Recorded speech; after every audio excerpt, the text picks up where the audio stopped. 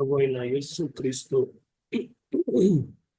పరిశుద్ధ నామములో ఈ ఉదయ కాలపు తరగతులకు వచ్చిన మీ అందరికీ వందనాలు తెలియపరుచుకుంటున్నాను. మరలా దేవుడు మన జీవితాల్లో మరొక నూతనమైనటువంటి దినాన్ని అనుగ్రహించి మరలా మనం ఈ విధంగా కలిసి మరి ఈ వారంలో మరలా మన యొక్క సంఘ చరిత్ర సంబంధించినటువంటి మరికొన్ని విషయాలు చూడగలగడానికి దేవుడు మనకు అనుగ్రహించినటువంటి మంచి సమయాన్ని బట్టి ప్రభువును స్తుతిస్తూ మరి యొక్క అదనపు తరగతులు గత వారంలో మనం ప్రకటించుకున్నట్లుగా ఈరోజు రేపు తప్పదంటే బహుశా బుధవారం కూడా మరి తరగతి కలిగి ఉండడానికి మనం ప్రయత్నం చేద్దాం. మరి ఈ యొక్క సమయంలో ఇంతవరకు కూడా మనము సంఘ ఆవిర్భావము, తరువాత సంఘము ఏ విధంగా భౌగోళికంగా వ్యాప్తి చెందిందో, అలాగే క్రైస్తవ సంఘానికి హింసలు ఏ విధంగా ఉన్నవో, ఆ హింసలలో క్రైస్తవుల యొక్క ప్రతిస్పందన ఏ విధంగా ఉందో, అలాగే ఆ క్రైస్తవ్యాన్ని, క్రైస్తవులను సమర్థించినటువంటి సమర్థనవాదం లేక క్రైస్తవ సమర్థకులు వారిని గూర్చినటువంటి విషయాలు, ఈ విధంగా మనము క్రైస్తవ సంఘానికి ప్రాముఖ్యంగా ఆదిమ క్రైస్తవ సంఘము మొదటి శతాబ్దము, ఆ తరువాత 3-4 శతాబ్దాల్లో ఎలాగూ క్రైస్తవ సంఘము మరి అది ఉనికిని కోల్పోకుండా ఒక ప్రక్క హింసలు, శ్రమలు అవి యూదుల నుండి, అలాగే రోమా ప్రభుత్వ చక్రవర్తుల నుండి, అధికారుల నుండి ఎన్ని హింసలు పొందుతున్నప్పటికీ కూడా ఆ హింసలు ఒక ప్రక్క ఉన్న సంఘము మరొక ప్రక్క ఎలాగూ వ్యాప్తి చెందింది అనే విషయాలు మనం చూచాం. మరి అలాగూ సంఘము కఠినమైనటువంటి పరిస్థితులు కలిగి ఉన్నప్పటికీ సంఘము దినదినము కూడా అభివృద్ధి పొందడం అనేది జరగడానికి గల మూల కారణం ప్రభు అయిన యేసు సంఘాన్ని గూర్చి ఇచ్చినటువంటి వాగ్దానము అనే విషయాన్ని కూడా మనం జ్ఞాపకం చేసుకుంటున్నాం. మత్తయి సువార్త 16:18 యేసు ప్రభు సంఘానికి ఇచ్చినటువంటి ఒక గొప్ప వాగ్దానము ఏమిటి అంటే, ఆయనే సంఘాన్ని కట్టేవాడు అని, ఆయన కడుతున్నటువంటి సంఘము ఎదుట అపవాది శక్తులు నిలువజాలవు లేక అడ్డగింపజాలవు అనేటువంటి ఆ వాగ్దాన ప్రకారంగా మరి ప్రతికూల పరిస్థితులను, అలాగే క్రైస్తవులకు కలిగినటువంటి అనేక ఇబ్బందులు, మరి వారు ఎదుర్కొన్నటువంటి హింసలు, కొంతమంది అయితే మరి తమ యొక్క ప్రాణాలను కూడా హతసాక్షులైనటువంటి వారు, అయినా కూడా మరి సంఘము పురోగమించింది. ప్రపంచవ్యాప్తంగా సంఘము అది కట్టబడుతూనే ఉంది అనే విషయాలు మనం మాట్లాడుకున్నాం. మరి ఇప్పుడు మనము సంఘము మరియు దాని యొక్క భిన్న బోధలు, క్రైస్తవ సంఘము మరియు భిన్న బోధలు లేక తప్పుడు బోధలు, ద చర్చ్ అండ్ ద హెరిటిక్స్, ఇది కూడా సంఘానికి ఒక చాలా ప్రతికూలమైనటువంటి పరిస్థితి. అంటే బయట నుండి ఏమో సంఘం బయట నుండి ఎక్కువగా హింసలు, అంటే భౌతికమైనటువంటి దాడులు, తర్వాత వారిని అనేక విధాలుగా ఇబ్బంది పెట్టడము, వారి యొక్క ఆస్తులను ప్రభుత్వము స్వాధీనం చేసుకోవడము, వారు కలిగినటువంటి పౌర హక్కులను తొలగించడము, సంఘ నాయకత్వాన్ని మరి చంపడము, విశ్వాసులైనటువంటి వారిని బానిసలుగా చేయడము, ఇలాగూ భౌతికమైనటువంటి దాడులు ఒక ప్రక్క. తరువాత రెండవ దాడి ఏంటంటే విత్ ఇన్ ద చర్చ్, సంఘములో ఈ తప్పుడు బోధలు, అది కూడా సంఘం మీద దాడి. స్పిరిచువల్ గా సంఘము ఆత్మీకంగా వారు అభివృద్ధి పొందకుండా ఆటంకము కలిగించేది, సత్యము నుండి సంఘాన్ని దూరముగా తీసుకొని వెళ్ళిపోయేటువంటి పరిస్థితి అన్నమాట. కాబట్టి ఆ విషయాలు కొన్ని మనము తప్పకుండా చూడవలసిన వారంగా ఉంటున్నాయి. మరి క్షమించండి, ఈ విధమైనటువంటి భిన్న బోధలు, తప్పుడు బోధలు ప్రారంభం నుండి కూడా ఉన్నాయి. మొదటి శతాబ్దం నుండి కూడా సంఘములో తప్పుడు బోధలు, తప్పుడు దేవుని యొక్క వాక్యాన్ని వక్రీకరించి బోధించేటువంటి వారు ఉన్నారు అనే సత్యము మనము చూడగలిగినటువంటి వారంగా ఉంటున్నాం. భక్తులైనటువంటి పౌలు పరిశుద్ధాత్మ ప్రేరణతో ఆ విషయాలు చాలా తేటగా విశ్వాసులకు తెలియపరిచినటువంటి వాడుగా ఉన్నాడు అనే విషయాన్ని మనం చూడగలం. చూడండి, మనము బహుశా గతంలో కూడా చదువుకుని ఉంటాం. రాబోతున్నటువంటి దినాలలో ఎలాగూ సంఘాల్లోనికి అబద్ధ బోధకులైనటువంటి వారు, తప్పుడు బోధకులైనటువంటి వారు ప్రవేశించి వారు ఎలాగూ సంఘాన్ని గలిబిలి చేయబోతున్నారు అనేటువంటి విషయాన్ని పౌలు తిమోతికి వ్రాస్తూ పలికినటువంటి మాట మనము చూడగలం. ఒకసారి తిమోతికి భక్తుడైనటువంటి పౌలు రాసినటువంటి 2వ పత్రిక 3వ అధ్యాయంలో ఈ విధంగా పౌలు మాట్లాడుతూ ఉన్నాడు. తిమోతికి వ్రాయబడిన 2వ పత్రిక 3వ అధ్యాయము. అంత్యదినములలో అపాయకరమైన కాలములు వచ్చునని తెలుసుకొనుము. ఎలాగనగా మనుష్యులు స్వార్థప్రియులు, ధనాపేక్షలు, బెంకములాడు వారు, అహంకారులు, దోషకులు, తల్లిదండ్రులకు అవిధేయులు, కృతజ్ఞత లేనివారు, అపవిత్రులు. ఈ విధంగా ప్రజలు సర్వసాధారణంగా ఎలాగుంటారో సంఘాల్లో ఉన్నటువంటి వారు కూడా కొందరు ఏ విధంగా ఉంటారో ఆ విషయాలు మాట్లాడుతూ, ఆ తరువాత మనం గమనిస్తే అటువంటి వారు అంటే వీరు సంఘాల్లో ఉండేటువంటి వారే, వారు ఎలా ఉంటారంట 4వ వచనములో చెప్తాడు. అటువంటి వారు హితబోధను సహింపక, 4వ అధ్యాయం 3వ వచనంలో, దురద చెవులు గలవారై తమ స్వకీయ దురాశలకు అనుకూలమైన బోధకులను తమ కొరకు పోగు చేసుకుని సత్యమునకు చెవినియక కల్పన కథల వైపునకు తిరుగు కాలము వచ్చును. కాబట్టి క్రైస్తవులు అనబడినటువంటి వారు కూడా ఇటువంటి తప్పుడు బోధకులను వారు ఎంటర్టైన్ చేసేవారుగా ఉంటారు, వారిని ప్రోత్సహించేవారుగా ఉంటారు. ప్రోత్సహించటం అంటే ఏంటి? వారి బోధకు చెవినివ్వడం,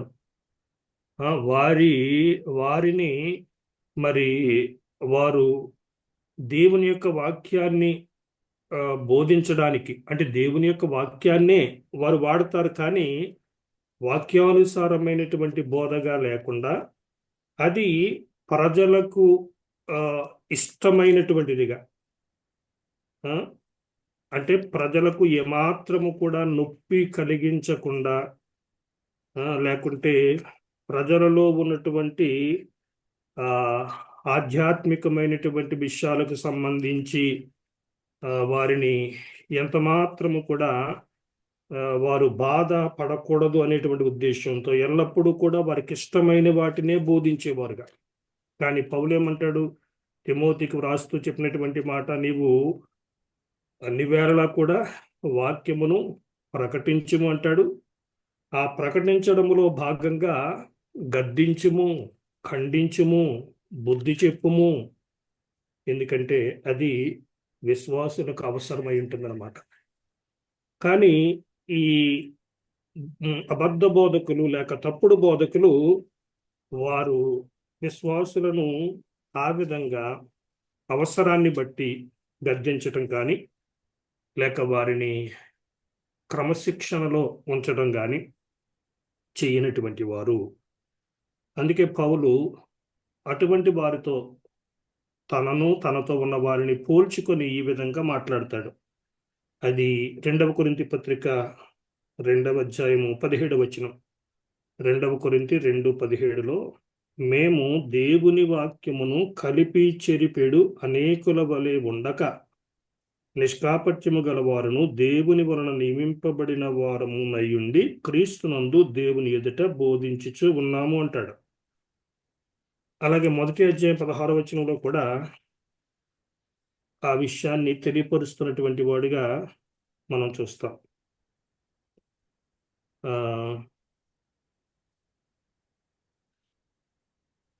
మనము వాస్తవానికి 2వ పేతురు పత్రిక అంటే పేతురు కూడా ఇలాగే మరి అబద్ధ బోధకులైనటువంటి వారిని గురించి సంఘాన్ని హెచ్చరిస్తూ ఉన్నటువంటి వాడుగా మనం చూస్తాం. పేతురు రాసిన 2వ పత్రిక 2వ అధ్యాయం మొదటి 3 వచనాలు. పేతురు రాసిన 2వ పత్రిక 1వ అధ్యాయము 2వ అధ్యాయం మొదటి 3 వచనాలు. మరియు అబద్ధ ప్రవక్తలు ప్రజలలో ఉండిరి, అటువలనే మీలోనూ అబద్ధ బోధకులు ఉందురు. వీరు తమ్మును కొనిన ప్రభువును కూడా విసర్జించుచు తమకు తామే శీఘ్రముగా నాశనము కలుగజేసుకొనుచు నాశనకరముకు భిన్నాభిప్రాయములను రహస్యముగా బోధించుదురు అంటున్నాడు. అలాగే 1వ అధ్యాయము 16వ వచనంలో కూడా 2వ పేతురు పత్రిక 1వ అధ్యాయం 16వ వచనం. ఏలయనగా చమత్కారముగా కల్పించిన కథలను అనుసరించి మన ప్రభు అయిన యేసుక్రీస్తు యొక్క శక్తిని ఆయన రాకడను మేము మీకు బోధింపను లేదు అంటున్నాడు. అంటే కొంతమంది ఆ విధంగా బోధిస్తున్నారు. చమత్కారపు మాటలతో, ప్రజలను మభ్యపెట్టేటువంటి మాటలతో ప్రజలను తప్పుదారి పట్టించేటువంటి విధంగా మీలో నుండి వస్తారు అనేటువంటి మాట ఇక్కడ పేతురు పలికాడు. అలాగే భక్తుడైనటువంటి పౌలు కూడా మరి ఎఫెసీ సంఘ పెద్దలతో మాట్లాడుతూ కూడా వారిని హెచ్చరిక చేసినటువంటి వాడుగా మనము అపోస్తలుల కార్యముల గ్రంథము 20వ అధ్యాయంలో మనము చూడగలం. ఏమంటాడు? 20వ అధ్యాయంలో అపోస్తలుల కార్యముల గ్రంథము 29వ వచనం. అపోస్తలుల కార్యములు 20వ అధ్యాయం 29వ వచనంలో, నేను వెళ్ళిపోయిన తర్వాత క్రూరమైన తోడేళ్లు మీలో ప్రవేశించినని నాకు తెలియను. వారు మందను కనికరింపరు, మరియు శిష్యులను తమ వెంట ఈడ్చుకుని పోవలనని వంకర మాటలు పలుకు మనుషులు మీలోనే బయలుదేరిదు. కాబట్టి ఈ విధంగా లేఖనాలు ముందుగానే విశ్వాసులైనటువంటి వారిని ఈ భిన్న బోధకులు, అబద్ధ బోధకులు, తప్పుడు బోధకులను గురించి పరిశుద్ధాత్ముడు అపోస్తలుల ద్వారాగా హెచ్చరించాడు. అలాగే అపోస్తలులైనటువంటి వారు కూడా అటువంటి వారితో ఎంతగానో వాదించిన వారుగా, వారిని ఖండించినటువంటి వారుగా, వారి విషయంలో సంఘాన్ని అప్రమత్తము చేసినటువంటి వారుగా మనం చూస్తాం. కాబట్టి క్రైస్తవ సంఘము ఇటువంటి భిన్న బోధకులైనటువంటి వారిని కలిగి ఉంటుంది అని లేఖనాలు చెప్తున్నాయి. కాబట్టే విశ్వాసులైనటువంటి వారు అటువంటి వారి విషయంలో మరి జాగ్రత్తగా ఉండాలి అని లేఖనాల్లో మనం చూస్తూ ఉన్నాం. మరి ఆదిమ క్రైస్తవ సంఘములో ఇప్పుడు మనము ఏవైతే సిద్ధాంతాలుగా మనము కలిగి ఉంటున్నాం అంటే ఆ తదనంతరం ఈ ఆదిమ క్రైస్తవ సంఘములో వచ్చినటువంటి ఈ యొక్క భిన్న బోధలు ఒక విధంగా ఆ పాజిటివ్ సైడ్ కూడా ఉందన్నమాట. అంటే ఒక ప్రక్కేమో వాటి వలన విశ్వాసులైనటువంటి వారికి కొంత గందరగోళం, వారు బోధించే విషయాలు లేఖనాలకు విరుద్ధమైనటువంటి విధంగా ఉంటా ఉన్నాయి. అది అసత్యమైనటువంటి బోధ, వాక్యాన్ని వక్రీకరించేటువంటి విషయంగా కనబడుతుంది. అలాగే పాజిటివ్ సైడ్ ఏంటంటే ఈ భిన్న బోధల కారణం చేత మరి సంఘము అసలు లేఖనానుసారమైనటువంటి విశ్వాసం అంటే ఏంటి, విశ్వాసులైనటువంటి వారు నిజానికి ఏ ఏ విషయాలు వారు పాటించాలి, అనుసరించాలి అనేటువంటి విషయాలు వారు ఖచ్చితంగా వాటిని రూపకల్పన చేయడానికి ఈ భిన్న బోధలు క్రైస్తవ నాయకత్వాన్ని ఆ దిశగా ఆలోచింపచేసిందనే విషయాన్ని కూడా మనం ఇక్కడ గుర్తించవలసిన వారంగా ఉంటుంది. భిన్న బోధల కారణంగా, తప్పుడు బోధకుల కారణంగా క్రైస్తవ నాయకులైనటువంటి ఆ దినాల్లో ఉన్నటువంటి వారు దేవుని ఆత్మ ప్రేరణతో మరి ఈ భిన్న బోధల యొక్క ఆ పరిస్థితులలో విశ్వాసులు ఆ విధంగా గందరగోళానికి గురవుతున్నటువంటి సందర్భంలో ఏది తప్పుడు బోధ, ఏది వాక్యానుసారమైనటువంటి బోధ అని ప్రజలు తెలుసుకొనగలగడానికి, గ్రహించడానికి ఖచ్చితంగా కొన్ని వాక్యానికి లేక వాక్యాధారమైనటువంటి విషయాలు అంటే సిద్ధాంతాల యొక్క రూపకల్పన చేయడానికి ఈ భిన్న బోధలు పరోక్షంగా కారణంగా కనబడుతున్నాయి అన్నమాట. అయితే దానికంటే ముందు అంటే డాక్ట్రిన్స్ ఏ విధంగా రూపకల్పన చేయబడ్డవో ఆ రూపకల్పన చేయబడ్డానికి మరి ఒక రీజన్ ఏంటంటే ఈ తప్పుడు బోధలు అనేది మనం చూస్తున్నాం. కాబట్టి ముందు ఈ తప్పుడు బోధలు ఏమై ఉంటున్నావో వాటిని ఎలాగూ మరి సంఘములో వారు బోధించి విశ్వాసులైనటువంటి వారిని కన్ఫ్యూజ్ చేశారో మనం చూస్తాం. మొదటిగా మనం చూస్తే గ్నోస్టిసిజం అంటే మనకు కొన్ని ముఖ్యమైనటువంటి 1-2 ఆ తప్పుడు బోధల గురించి మనము చూడబోతూ ఉన్నాం. దాంట్లో మొదటిగా గ్నోస్టిసిజం. మన గతంలో కూడా మాట వచ్చింది, అయితే దాన్ని మనము తప్పుడు బోధల క్రింద చర్చిస్తామని ఆ సందర్భంలో దీని గురించినటువంటి వివరణ కానీ దాని గురించినటువంటి విషయాలేమి కూడా మనం మాట్లాడుకోలేదు. గ్నోస్టిసిజం అంటే జ్ఞానవాదం. అయితే ఈ గ్నోస్టిసిజం యొక్క ఆవిర్భావము ఎప్పుడు అనేది ఖచ్చితంగా తెలియదు అనమాట. The origin of Gnosticism is not known. తెలియదు ఎప్పుడు ఆరంభమైందో ఈ జ్ఞానవాదం. కానీ కొంతమంది యొక్క అభిప్రాయము ఏంటంటే ఇది బహుశా మనము అపోస్తలుల కార్యముల గ్రంథము 8వ అధ్యాయములో చూచేటువంటి ఒక వ్యక్తి, గారడీవాడైనటువంటి సీమోను అక్కడ కనబడతాడు. అతని యొద్ద నుండి ఈ యొక్క జ్ఞానవాదము ఆరంభమయ్యింది.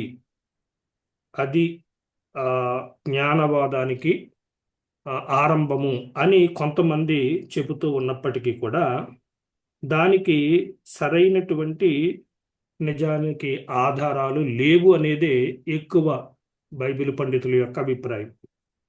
కొంతమంది ఏమో సీమోను 8వ అధ్యాయంలో అపోస్తల కార్యాల్లో మనం చూచేటువంటి అతని నుండి ఈ జ్ఞానవాదము ఆరంభమైందని కొంతమంది అభిప్రాయముగా ఉంటున్నప్పటికీ చాలామంది బైబిల్ పండితులు దానికి సరైనటువంటి ఆధారము లేదు అనేటువంటి విషయము మాట్లాడుతూ ఉన్నారు. అయితే మరికొంతమంది ఇది గ్రీకు ఫిలాసఫీ నుండి వచ్చి ఉంటుంది అని నమ్మినటువంటి సంఘ పితరులు ఉంటున్నారు. గ్రీకు ఫిలాసఫీ నుండి, గ్రీసు తత్వజ్ఞానము నుండి ఇది వచ్చి ఉంటుంది అని విశ్వసించినటువంటి వారిలో ఆ ఆదిమ క్రైస్తవ నాయకులుగా లేక పితరులుగా ఉన్నటువంటి టెర్టులియన్, ఐరేనియస్, తర్వాత హిప్పోలైటస్ వారు ఈ విధంగా వారు నమ్ముతూ ఉన్నారన్నమాట. ఈ జ్ఞానవాదం అనేది గ్రీకు ఫిలాసఫీ నుండి వచ్చి ఉంటుంది అని వీరు విశ్వసిస్తున్నటువంటి వారుగా మనం చూస్తున్నాం. అయితే మెట్టుకు మరి ఈ విధమైనటువంటి భిన్న అభిప్రాయాలు అన్నమాట ఇవి. కానీ ఖచ్చితంగా ఫలానా కాలము నుండి లేక ఫలానా వ్యక్తుల నుండి ఇది ఆరంభమైందని చెప్పడానికి ఇతిమిద్దమైనటువంటి ఆధారాలు మనకు ఏవి కూడా లేవు అనేటువంటి విషయాన్ని ఇక్కడ గమనించాలి. అయితే ఈ గ్నోస్టిక్స్లోనే అంటే జ్ఞానవాదులు అనబడినటువంటి వారిలోనే వివిధ గ్రూపులు ఉంటున్నాయన్నమాట. జ్ఞానవాదులు అనబడినటువంటి వారు కేవలము ఒకే ఒక్క గ్రూపుగా లేరన్నమాట. వారిలో అనేక గ్రూపులు ఉంటున్నాయి.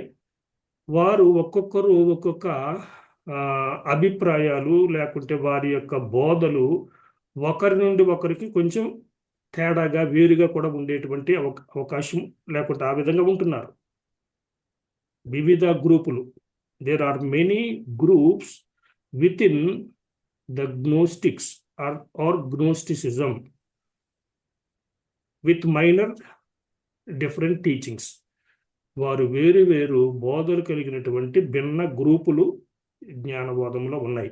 కానీ అందరూ కూడా కామన్గా కలిగి ఉండేటువంటి కొన్ని బోధలు అవి ఇక్కడ మనం చూడబోతున్నాం. వేరు వేరు గ్రూపులుగా ఉన్నటువంటి వీరు కొన్ని కామన్గా కలిగి ఉంటున్నారు.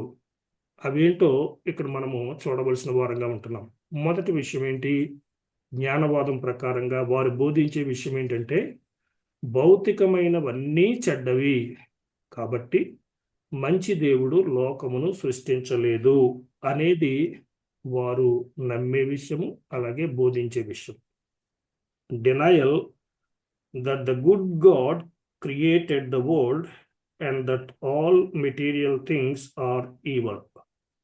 మంచి దేవుడు ఈ లోకమును సృష్టించాడు అనేదాన్ని వారు తిరస్కరించేవారుగా ఉంటున్నారు. కారణం ఏంటంటే లోకములో ఉన్నదంతా అంటే భౌతికమైనవన్నీ కూడా చెడ్డవి అనేటువంటి అభిప్రాయాన్ని వారు కలిగి ఉంటున్నారు.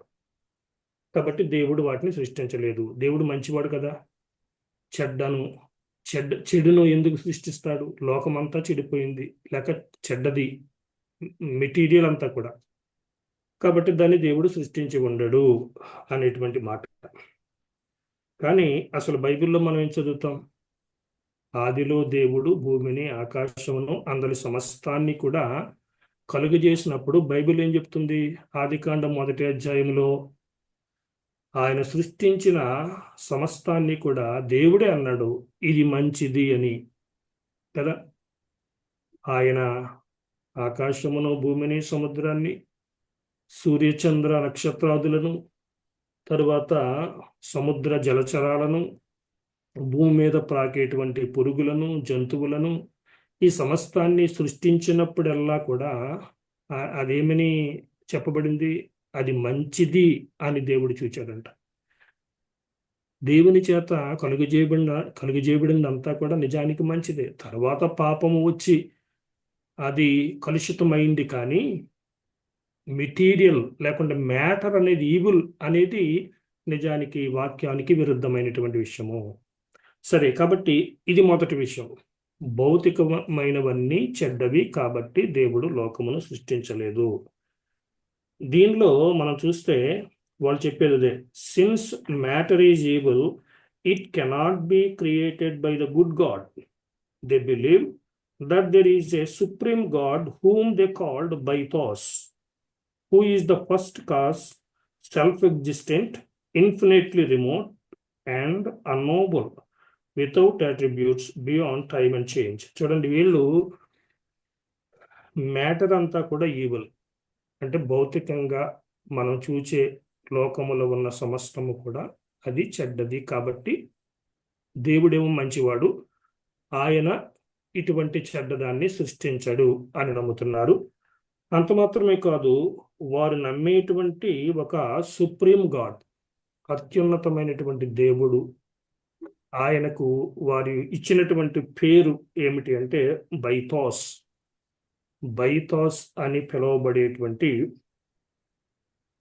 ఆ అత్యున్నతుడైనటువంటి దేవుడు ఉన్నాడు అని, ఆయనే సమస్తానికి మూలము అని, తరువాత ఆయన ఈ బైథోస్ అనేటువంటి ఆ దేవుడు సెల్ఫ్ ఎగ్జిస్టెంట్, స్వయంభవుడు అని, తరువాత అంటే ఎవరి మీద ఆధారపడేటువంటి వాడు కాడు అని, ఇన్ఫినిట్లీ రిమోట్ అంటే ఆయన్ను చేరడం అనేది అసాధ్యం, ఎక్కడో ఉన్నాడు అనమాట, అంటే అందనటువంటి వాడు, ఎవరు కూడా చేరలేనటువంటి అంత దూరంలో ఉన్నటువంటి వాడు అని. అంత మాత్రమే కాదు, హీ ఈజ్ అన్నోబుల్.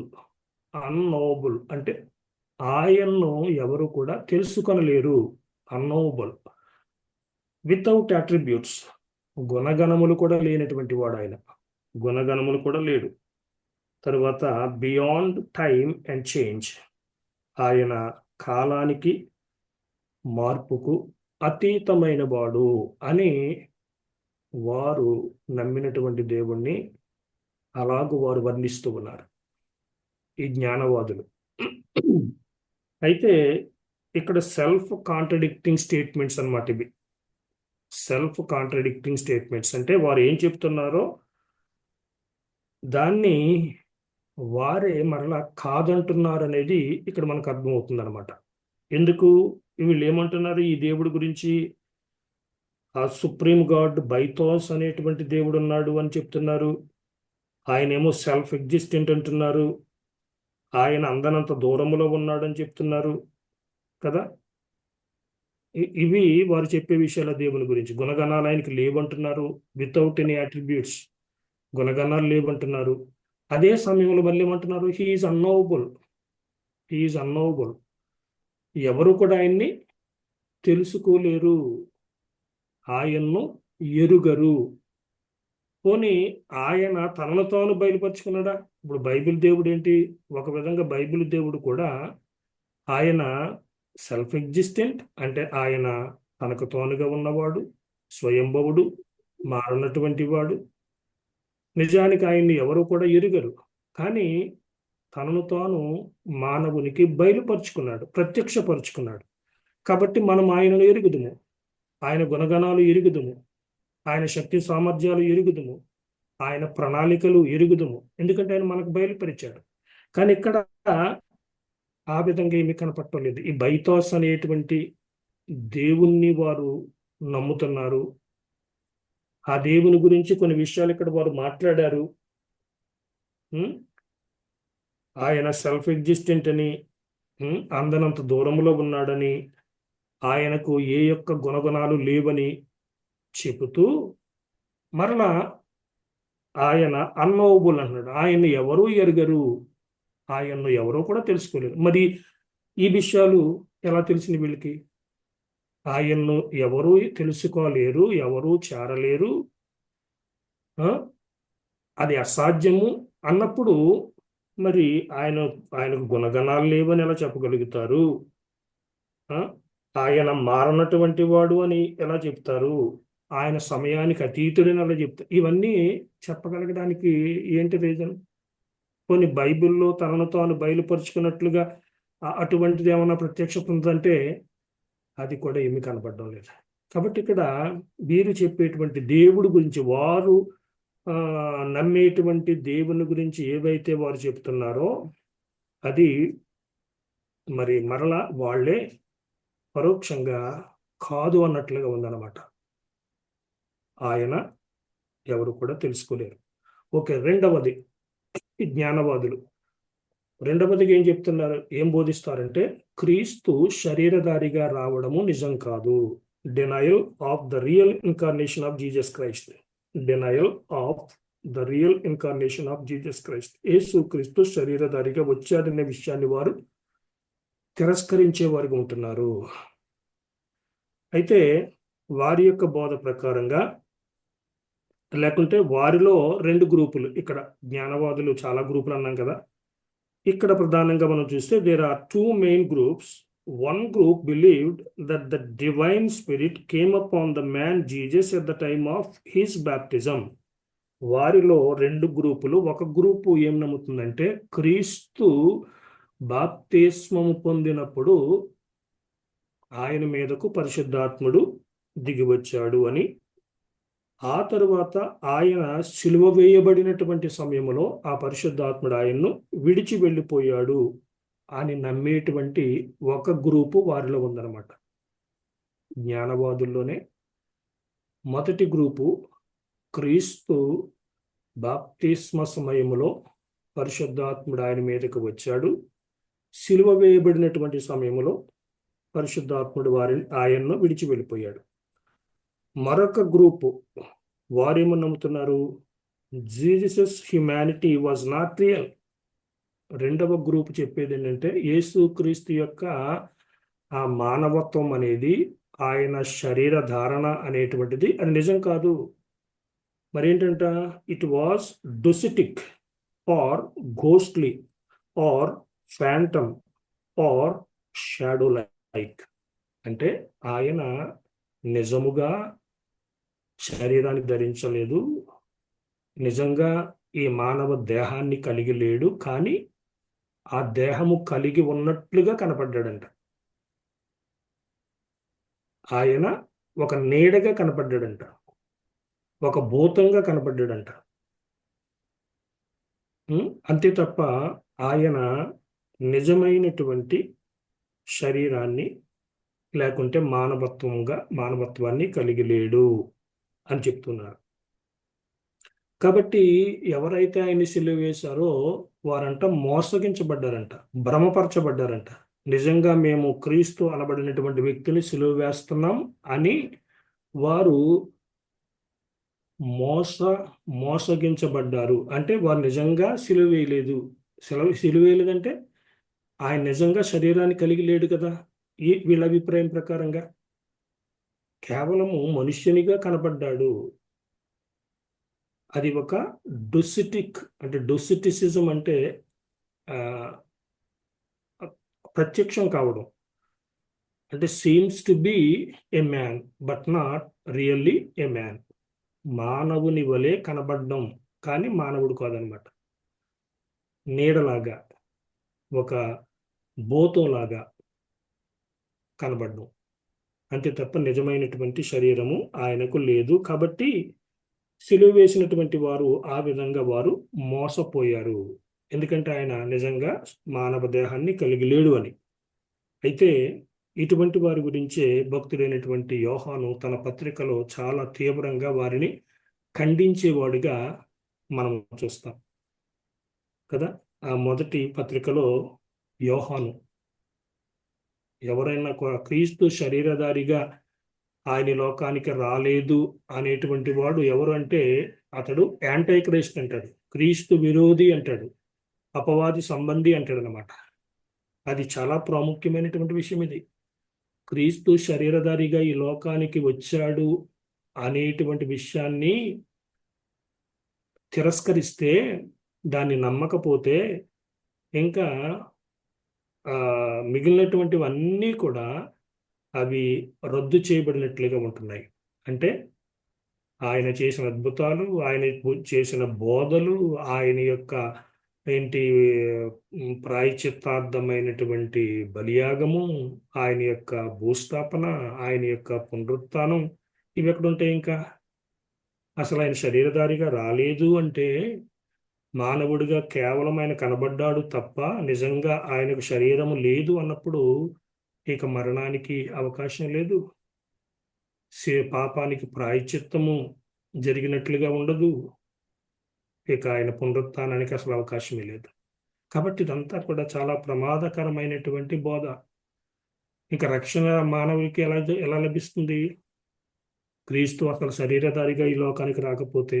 కాబట్టి ఇది మరొక తీవ్రమైనటువంటి అసత్యం అన్నమాట.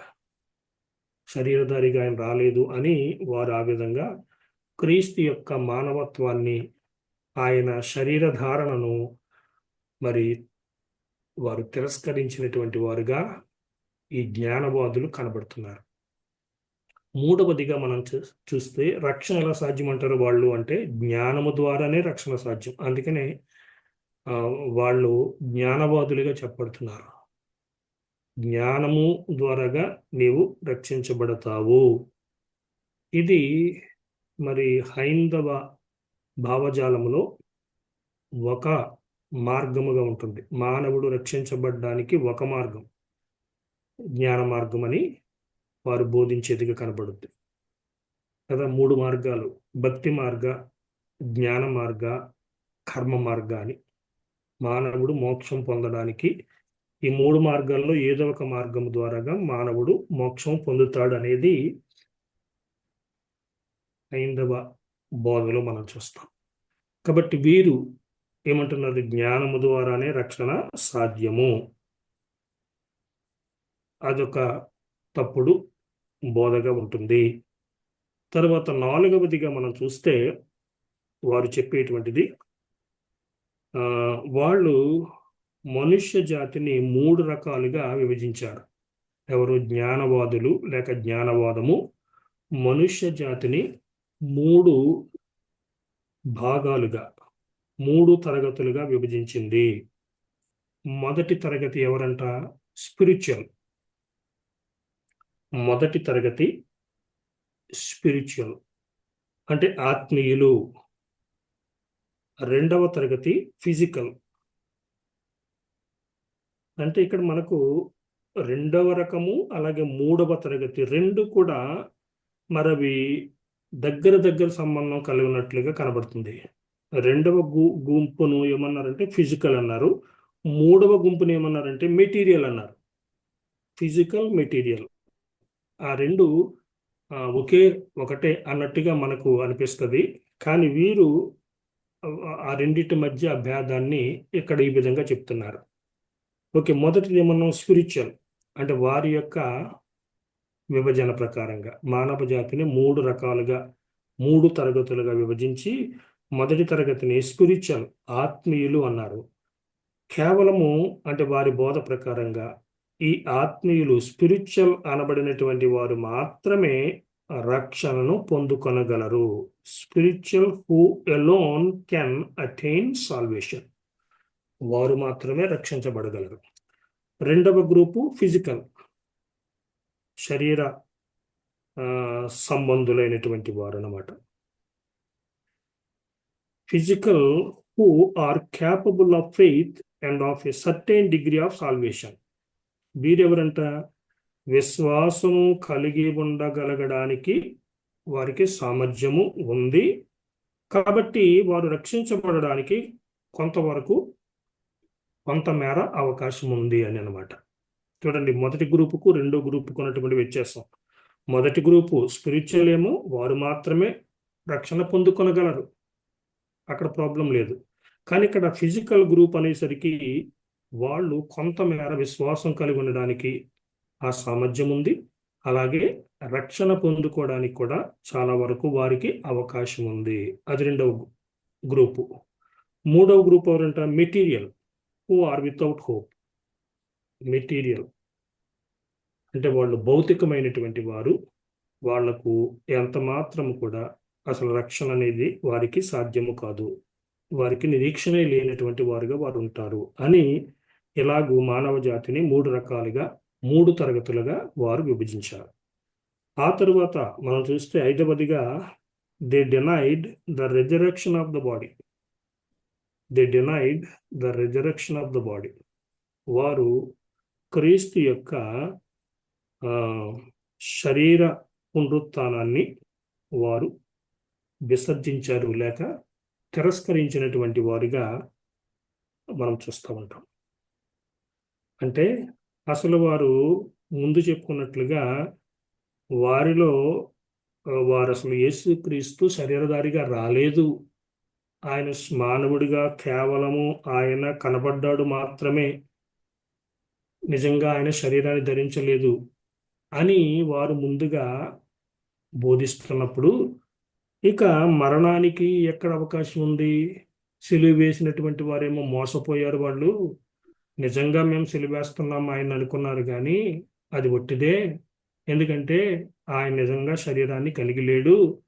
కాబట్టి సిలువ వేసినటువంటి వాళ్ళు మోసపోయారని వాళ్ళు చెప్పినప్పుడు ఇక ఆయన మరణానికి ఎక్కడ అవకాశం ఉంది? తర్వాత ఆయన భూస్థాపనకి ఎక్కడ అవకాశం ఉంది? తర్వాత ఆయన పునరుత్థానానికి ఇంకా మాట్లాడుకోవడనే అవకాశం ఉంది. కాబట్టి వాళ్ళు ఏమంటున్నారంటే రిజరక్షన్ అనేదే లేనే లేదు. అది ముందే అర్థమైపోతుంది. ఆయన శరీరాన్ని ధరించలేదు అంటేనే ఇక మరణానికి కానీ పునరుత్థానానికి కానీ అవకాశము లేదనమాట. ఓకే, కాబట్టి ఇవి కొన్ని వాళ్ళు బోధించినటువంటి విషయాలుగా ఉంటున్నాయి. మరి ఈ విధంగా ఈ యొక్క సంఘములో కొంతమంది ఈ విధంగా బోధించటం ద్వారా విశ్వాసులైనటువంటి వారు వాళ్ళు చాలా కన్ఫ్యూజ్ అయినటువంటి వారుగా మనం చూస్తాం. అందుకే అపోస్తలులైనటువంటి వారు కూడా వీరిని లేక ఈ యొక్క బోధను ఖండించినటువంటి వారుగా మనం చూస్తాం. కొలసి పత్రికలో పౌలు కానీ, అలాగే మొదటి పత్రిక యోహాను రాసినటువంటి పత్రికలో కానీ మరి ఇటువంటి విషయాలు చాలా తీవ్రంగా అపోస్తలులైనటువంటి వారు ఖండించినటువంటి విషయాన్ని మనం గమనించగలం. కాబట్టి ఆదిమ క్రైస్తవ సంఘములో ఈ గ్నోస్టిసిజం అనబడినటువంటిది, జ్ఞానవాదము అనబడినటువంటిది one of the most popular and widespread of all heresies in the early church. కాబట్టి ఆదిమ క్రైస్తవ సంఘములో అత్యధికంగా మరి ప్రాచుర్యములో ఉన్న మరి సంఘాలలో చొరబడినటువంటి మరి తప్పుడు బోధగా ఈ జ్ఞానబోధము ఉంది అనేటువంటి విషయాన్ని ఇక్కడ మనము గమనించాలి. కాబట్టి ఈ జ్ఞానబోధము ఏం చేసింది? It confused the minds of many Christians. చాలా మంది విశ్వాసుల యొక్క మనస్సులను గందరగోళంలోనికి నెట్టివేసినారు, confusion. So the church fathers took it very seriously. కాబట్టి సంఘ పితరులని అనబడినటువంటి వారు ఈ విషయాన్ని చాలా తీవ్రముగా తీసుకున్నారు. కాబట్టి దీన్ని ఖండించినటువంటి వారిగా మనం చూస్తాం.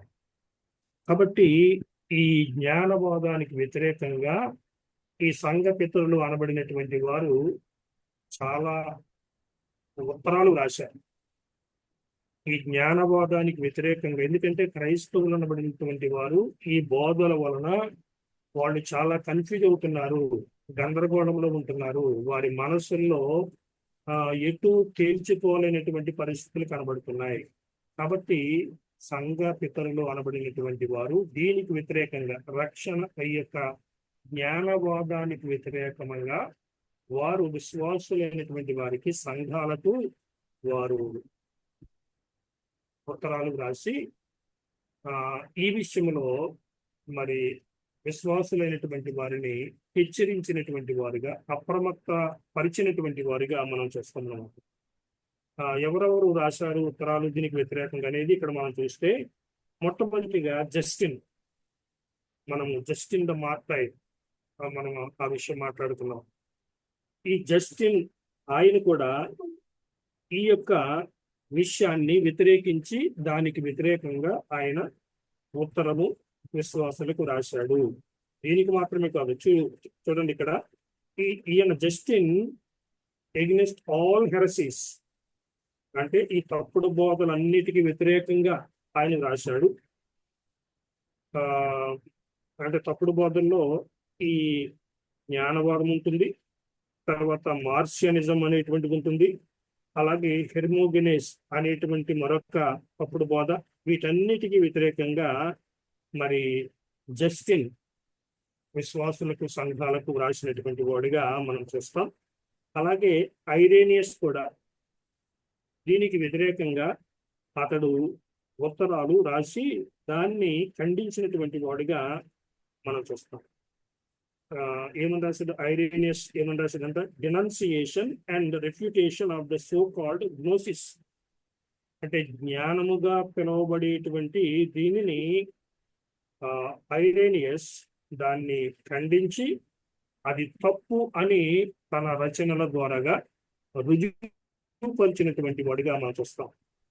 అతడు రాసినటువంటి పుస్తకం యొక్క పేరు ఈ విధంగా ఉంటుంది అనమాట. ఏమనంటే, denunciation and refutation of the so called gnosis and demonstration of the apostolic teachings.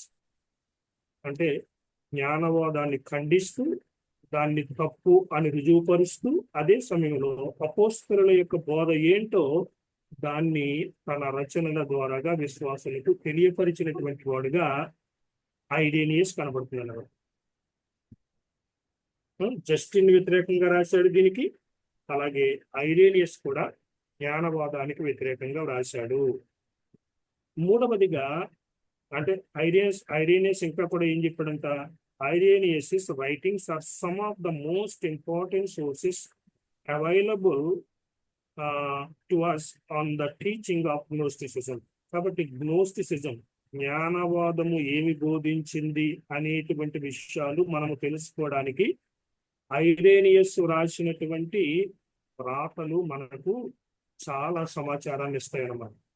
మనం గతంలో కూడా చెప్పుకున్నాం ఏమనంటే, ఇప్పుడు ఈ సంఘ పితరులు అనబడినటువంటి వారు రాసినటువంటి ఉత్తరాలు కానీ పత్రికలు కానీ అవి సంఘము యొక్క జీవితము, సంఘము యొక్క సమస్యలు, అలాగే సంఘానికి రాజ్యానికి అంటే రోమా సామ్రాజ్యానికి మధ్య ఉన్నటువంటి సంబంధం ఎలా ఉంది, తర్వాత రోమా సామ్రాజ్యము క్రైస్తవ్యానికి ఏ విధంగా వ్యతిరేకత కలిగి ఉంది అనే విషయాలు మనకు ఎలాగూ స్పష్టంగా తెలియపరచబడుతున్నాయంటే ఈ సంఘ పితరులైనటువంటి వారు అపోలజిస్టులు అనబడినటువంటి వారు రాసినటువంటి ఉత్తరాల ద్వారాగా, అంటే ఆ యొక్క సమస్యలకు వ్యతిరేకంగా క్రైస్తవ్యం పక్షంగా వారు రాసిన ఉత్తరాలలో మరి సంఘం ఎదుర్కొంటున్నటువంటి సమస్యలు, అది తప్పుడు బోధనలు కానీ అలాగే హింసల విషయంలో కానీ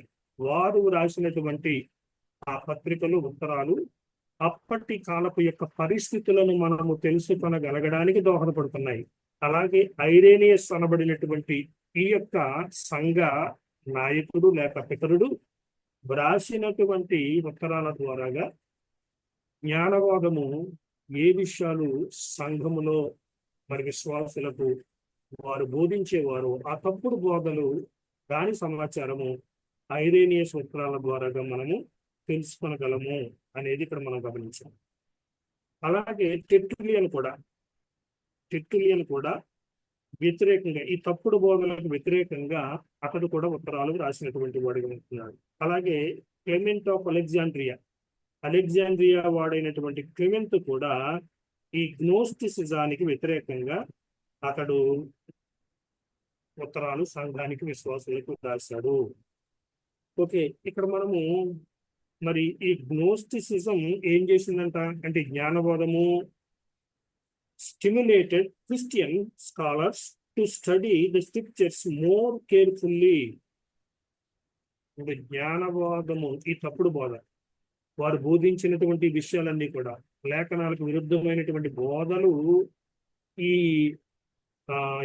క్రైస్తవ ఈ స్కాలర్స్, ఈ అపోలజిస్టులు అనబడిన క్రైస్తవ్యాన్ని సమర్థించేవారు కానీ క్రైస్తవ నాయకులైనటువంటి వారిని కానీ ఎంతగానో పురికొల్పినాయి అంట, ప్రోత్సహించినాయి. ఎందుకు?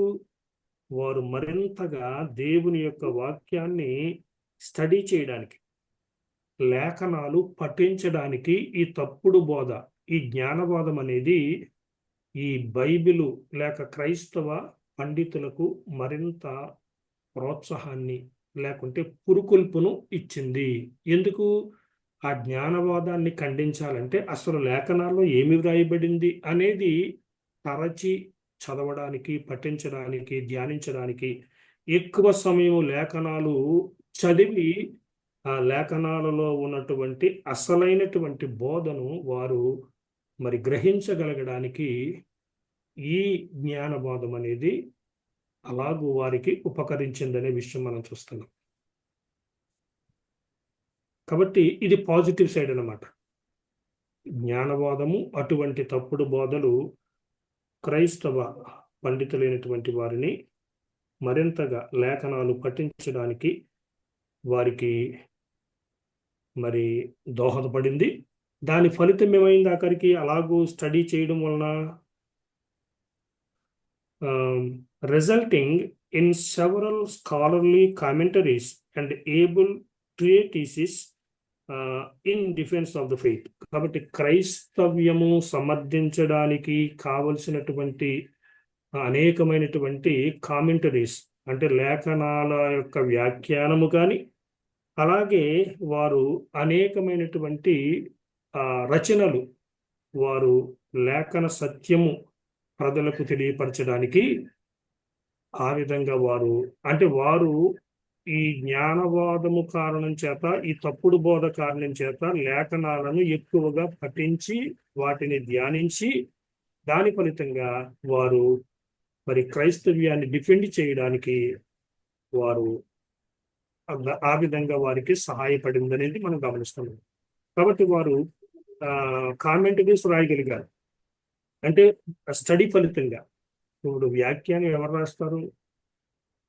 ఎవరైతే దేవుని యొక్క వాక్యాన్ని వారు చాలా కూలంకషంగా, లోతుగా దాన్ని ఎంతగానో సమయం వెచ్చించి వారికి దేవుడిచ్చినటువంటి జ్ఞానాన్ని ఉపయోగించి, ఇంకా ఇతరమైనటువంటి లేఖన సంబంధమైనటువంటి ఇతర గ్రంథాలను వారు అధ్యయనం చేసి దాని ఫలితంగా ఏం చేస్తారంటే వాళ్ళు దేవుని యొక్క లేఖనాలకు సంబంధించినటువంటి వ్యాఖ్యానాన్ని వ్రాసేవారిగా ఉంటారు.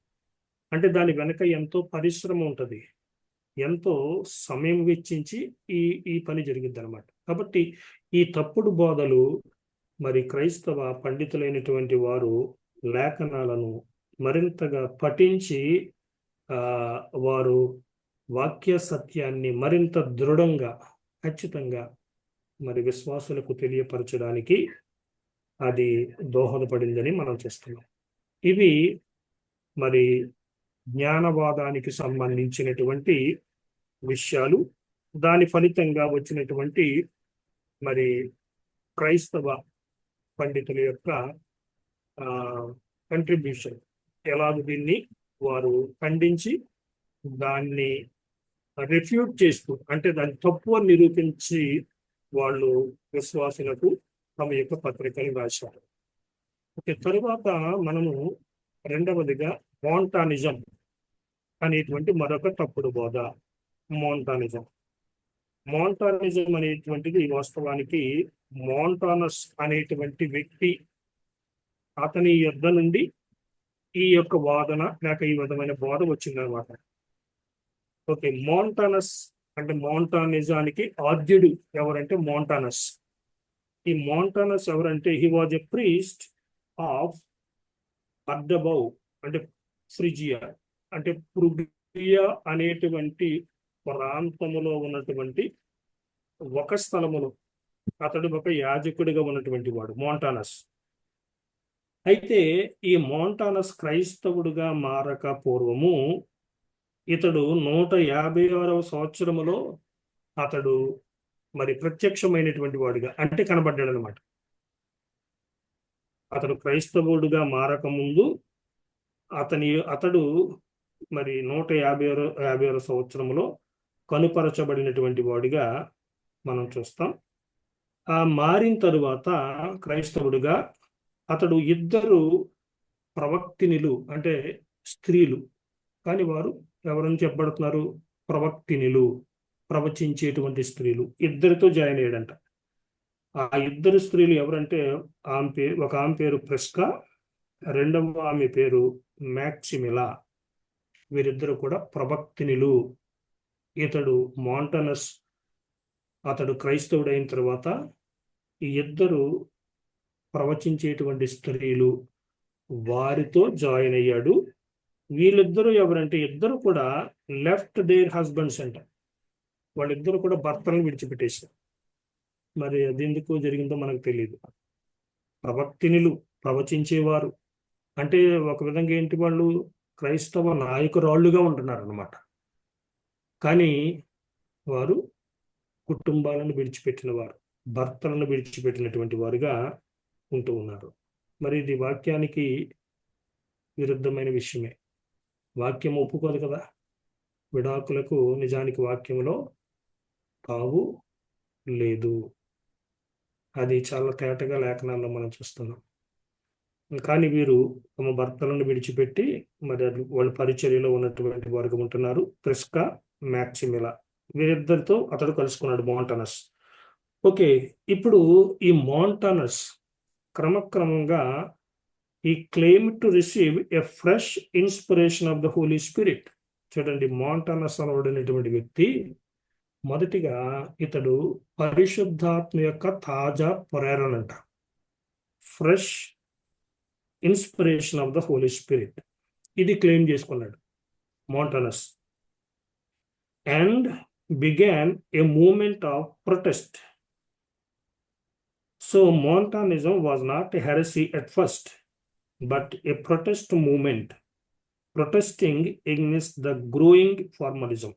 చూడండి, ఇక్కడ ఒక విధంగా ఈ మోంటానిజం ఆదరించబడడానికి, అంగీకరించబడడానికి, దాన్ని ప్రజలు ఆదరించడానికి అన్నమాట, లేకుంటే దాని పట్ల సానుకూలమైనటువంటి వైఖరి కలిగి ఉండగలగడానికి ఏంటంటే, ఈ మోంటానస్ క్రైస్తవుడిగా మారినటువంటి ఆ సమయానికి క్రైస్తవ సంఘం ఎలాగుందంట, అది కేవలము నామకార్థ సంఘముగా ఉందంట.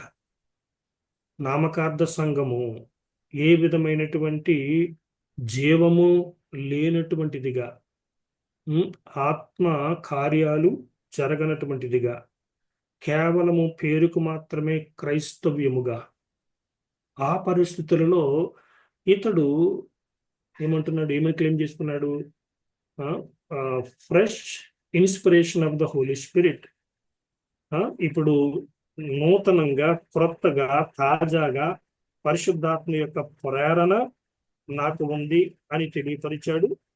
అంత మాత్రమే కాదు, సంఘములో ఉన్నటువంటి ఈ నిర్లిప్తత, సంఘములో ఏ విధమైనటువంటి యాక్టివిటీ లేకుండా ఉంది, సంఘములో ఉద్యమము లేకుంటే ఉద్యమం లేదనమాట. కాబట్టి ఆ పరిస్థితిలో ఇతడు ఎప్పుడైతే ఈ పరిశుద్ధాత్మ యొక్క ఒక ప్రత్యేకమైనటువంటి ప్రేరణ అతడు కలిగి ఉన్నాడు, పరిశుద్ధాత్మ వరాలు కలిగి ఉన్నాడు అనేటువంటిది ఎప్పుడైతే, అలాగే మరి క్రైస్తవ సంఘము యొక్క ఆ ప్రస్తుత పరిస్థితిని దానికి వ్యతిరేకంగా మాట్లాడుతూ ఉన్నాడు. కాబట్టి మరి విశ్వాసులైనటువంటి చాలా మంది అతన్ని వెంబడించినటువంటి వారిగా కనబడుతున్నారు. ఎందుకంటే అతడు సంఘములో ఉన్నటువంటి నామకార్థ స్థితిని అతడు ప్రశ్నిస్తున్నాడు, దాన్ని వ్యతిరేకిస్తున్నాడు. సంఘములో ఉద్యోగం కొరకు అతడు ప్రయత్నిస్తున్నాడు, ప్రయాసపడుతున్నాడు. కాబట్టి అది పాజిటివ్ సైన్ అన్నమాట. చాలా మందికి సహజంగానే ఆ విధంగా ఉంటాం.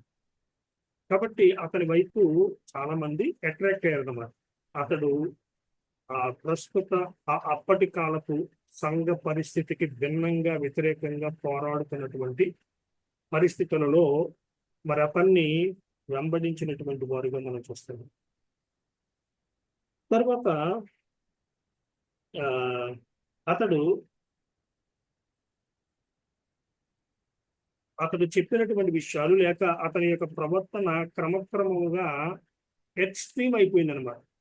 ప్రారంభంలో మంచిగానే ఉంది అతని మాటలు, లేకుంటే అతడు సంఘములో ఉన్నటువంటి ఆ నామకార్థ స్థితిని ప్రశ్నించడము, వ్యతిరేకించడము, సంఘములో ఉద్యోగము రావాలి అని చెప్పడము, పరిశుద్ధాత్మ యొక్క ఫ్రెష్ అనాయింట్మెంట్ లేకుంటే ఇన్స్పిరేషన్ కలిగి ఉండాలని చెప్పడము, ఇవన్నీ ప్రారంభములో బాగున్నప్పటికీ క్రమక్రమంగా ఏమైందంటే ఎగ్జాగరేషన్ అనమాట. చాలా విపరీతంగా తీవ్రమైనటువంటి మరొక పీక్ స్టేజ్కి వెళ్ళిపోయింది అనమాట. అందుకది తప్పుగా లేక తప్పుడు బోధగా అది పరిణమించినట్లుగా మనం చూస్తున్నాం. ఎందుకంటే extreme exaggerated certain teachings to the extreme, తీవ్రంగా అది వాళ్ళు ఆ విషయాలు బోధించారన్నమాట. ఏంటవి అంటే ఇక్కడ మనం చూస్తే చూడండి, వాళ్ళు మోంటానిజం అంటే మోంటానస్తో ప్రారంభమైనటువంటి ఈ యొక్క బోధ మోంటానిజంగా అంటే మోంటానస్ యొక్క బోధ, మోంటానస్ యొక్క వాదము, అది ఏమని చివరికి చెబుతూ ఉందంటే, the promise of the Holy Spirit had not been fully fulfilled అంటే పరిశుద్ధాత్మ గురించి యేసు ప్రభు ఏదైతే వాగ్దానం చేశాడో అది సంపూర్ణంగా నెరవేర్చబడలేదు. కానీ ఎవరిలో నెరవేర్చబడుతుంది? ఇప్పుడు మోంటానస్లో నెరవేర్చబడుతుంది. చూడండి ఎంత ఎక్స్ట్రీమ్ టీచింగ్ అది. ప్రభు అయినటువంటి యేసు క్రీస్తు మనకు ఉదాహరణకు యోహాను సువార్త 14 అధ్యాయంలో పరిశుద్ధాత్మను గూర్చినటువంటి ఆ వాగ్దానం యేసు ప్రభు ఇచ్చాడు. నేను తండ్రిని వేడుకొందును, మీ యొద్ద ఎల్లప్పుడూ ఉండుటకై ఆయన మీకు వేరొక ఆదరణకర్తను ఆయన పంపిస్తాడు. ఆయన మీలో ఉండును, మీతో ఉండును. ఆయన మీకు బోధిస్తాడు, ఆదరిస్తాడు, నడిపిస్తాడు. ఇలాగూ యేసుప్రభు చెప్పాడు కదా పరిశుద్ధాత్మ గురించి. ఇప్పుడు మోంటానిజం ఏం చెప్తుందంటే ఆ యేసుప్రభు ఇచ్చినటువంటి ఆ పరిశుద్ధాత్మ వాగ్దానము అది సంపూర్ణంగా నెరవేర్చబడలేదు. కేవలము మోంటానస్ ఆయన యందు నెరవేర్చబడింది అని వారు బోధించడం ప్రారంభించారు. కాబట్టి ఈ మోంటానస్ ఎలాగంట, Montanus became a passive instrument through whom the Holy Spirit spoke. Montanus అనబడినటువంటి వ్యక్తి కేవలము ఒక ప్యాసివ్ ఇన్స్ట్రుమెంట్, అంటే అతని యొక్క ప్రమేయము ఏమీ లేకుండా కేవలం పరిశుద్ధాత్ముడు అతన్ని సంపూర్ణంగా తన ఆధిపత్యంలోనికి తీసుకుని ఒక పాత్రగా, ఒక సాధనంగా వాడుకున్నాడు పరిశుద్ధాత్ముడు. అతడు యాక్టివ్గా లేడు. అంటే ఈ మోంటానస్ అంతా కూడా పరిశుద్ధాత్ముడే. అతడు కేవలం passive instrument in the hands of the Holy Spirit అని. అది అంత ఎక్స్ట్రీమ్గా వారు మాట్లాడారు అన్నమాట. మరి అంటే పరిశుద్ధాత్మ గురించి లేఖనాలు ఏం బోధిస్తున్నాయి? వీళ్ళు ఈ విధంగా బోధిస్తున్నారు. ఏమని? మోంటానస్సు అతనిలో పరిశుద్ధాత్మ వాగ్దానము సంపూర్ణంగా నెరవేర్చబడింది, అంతకుముందు నెరవేర్చబడలేదని. ఇప్పుడు మోంటానస్ పరిశుద్ధాత్మ చేత ఎలా వాడబడుతున్నాడంట? అతడు ఒక ప్యాసివ్ ఇన్స్ట్రుమెంట్. అతనిది ఏమీ లేదు, అసలు అంత పరిశుద్ధాత్ముడే. అతన్ని అతని యొక్క మాట అంతా కూడా పరిశుద్ధాత్మ చేత పలికించబడుతుంది. అతనికి అసలు ఆ అవేర్నెస్ కూడా లేదు. కానీ లేఖన బోధ ఏంటి? పరిశుద్ధాత్మ ఒక విశ్వాస జీవితంలో ఎలా పనిచేస్తాడు? ఎలా పనిచేస్తాడా? మోంటానస్ లో ఎలా పనిచేశాడని ఇక్కడ చెప్పబడుతుందో అలాగూ పనిచేస్తాడని లేఖనాల్లో ఉందా? లేదు. మరి లేఖనాల్లో బోధించబడిన విషయం ఏంటి? పరిశుద్ధాత్మను ఆర్పకుడి అంటాడు. ఎఫెసీ పత్రిక 4 అధ్యాయం 30 వచనంలో పరిశుద్ధాత్మను దుఃఖపరచకుడి అంటాడు. ఏంటి కారణం? ఏంటంటే ప్రతి విశ్వాసి కూడా పరిశుద్ధాత్మను కలిగి ఉన్నాడు. రోమపత్రిక 8 అధ్యాయం 9 వచనం ప్రకారంగా ఆ 9 వచనం చివరి భాగంలో మనం చూస్తే ఏమంటది?